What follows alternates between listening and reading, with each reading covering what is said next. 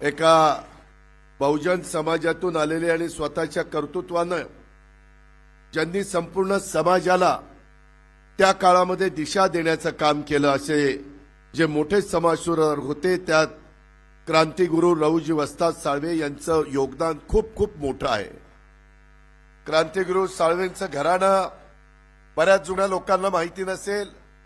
युगपुरुष छत्रपती शिवाजी महाराजांच्या काळापासून स्वराज्याच्या सेवेत त्यांचं घराणं होतं। शिवाजी महाराजांनी महाराजांच्या आजोबांना पुरंदरच्या किल्ल्याच्या रक्षणाची जबाबदारी ही दिलेली होती, ती साळवेंच्याच घरातल्या आजोबांना दिलेली होती आणि त्यामुळे साळवेंचं घराणं एक पराक्रमी घराणं म्हणून त्या काळापासून पंचक्रोशीतले ओळखलं जाणारं घराणं। वस्ताद लहुजी साळवे शस्त्रास्त्र विद्येमध्ये अतिशय पारंगत होते। पुण्याच्या रास्तापेठ येथे युद्ध कला कौशल्य प्रशिक्षण केंद्र ते चालवायचे। शस्त्रास्त्र विद्येचे प्रशिक्षक म्हणून त्यांनी त्या काळामध्ये अतिशय मोलाची अशा प्रकारची कामगिरी बजावलेली होती। आपल्या घराण्याची परंपरा राखत त्यांनी स्वातंत्र्यासाठी लढण्याचा निश्चय देखील केलेला होता। खरं तर पाशवी सत्तेच्या बळावर उभ्या असलेल्या इंग्रजी सत्तेला आव्हान देणं ही त्या काळामध्ये बंडखोरी होती।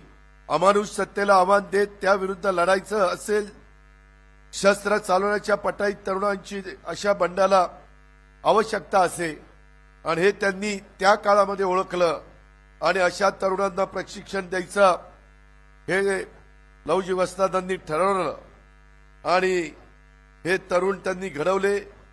यांनी असे तरुण हेरून त्यांना प्रशिक्षण देऊन त्यांच्या क्रांतीच्या लढ्यासाठी त्यांनी तयार केलं।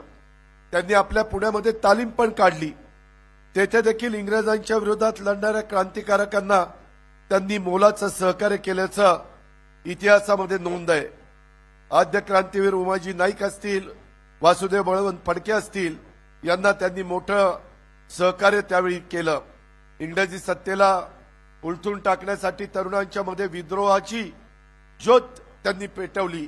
महात्मा फुले, लोकमान्य टिळक हे देखील त्यांच्याच तालमीमध्ये मल्लविद्या शिकलेले होते।